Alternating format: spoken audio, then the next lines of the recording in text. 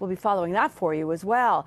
And a project that could top $100 million will be brought into the spotlight tonight.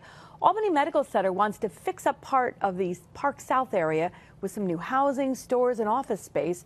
And Matt Markham joins us live now in Albany with more on what that proposal could face at a planned board meeting.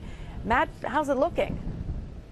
Well, Liz, the common councilor that we spoke to today expects a lot of people, particularly in this neighborhood, to be at that meeting tonight. Primarily what will be discussed is changes to the urban renewal plan that was first devised back in 2006 when this project had first come to the table.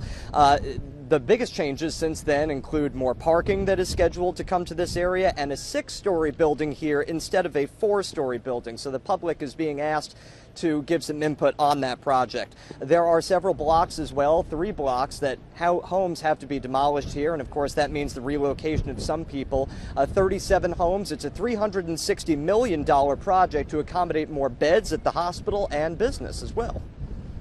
While it's a beautiful project, I do understand, the concerns that the people in the community have, but I think as long as you give people the space to voice their concerns, that allows the developer, the hospital, and Tri-City Rental to make whatever changes that can be made.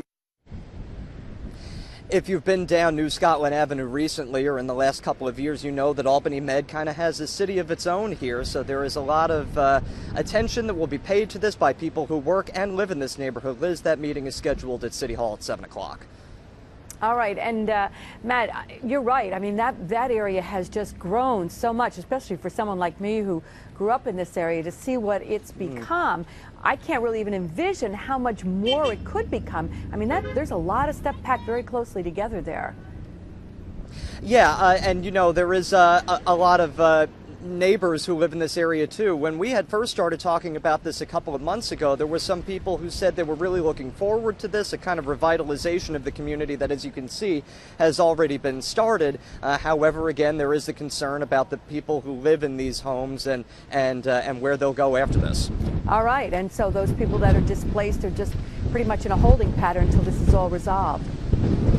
Yeah, they say they've been given a lot more time because Albany Med, actually, Liz, owns a lot of these houses. One of them had told me that they've been given up to 4 months to find another place to live, and they will have the first priority when these new apartments go in as well, and maybe some help with the rent for the first couple of months, but the question after that will be how much more could the rent be on these apartments than what people are already paying here now. Interesting stuff. We'll see what happens next. Thanks, Matt Markham, reporting to us live from Albany. Hear the wind whistling through that microphone, too. I'm sure it's getting ready to do something out there. Thank you. And we'll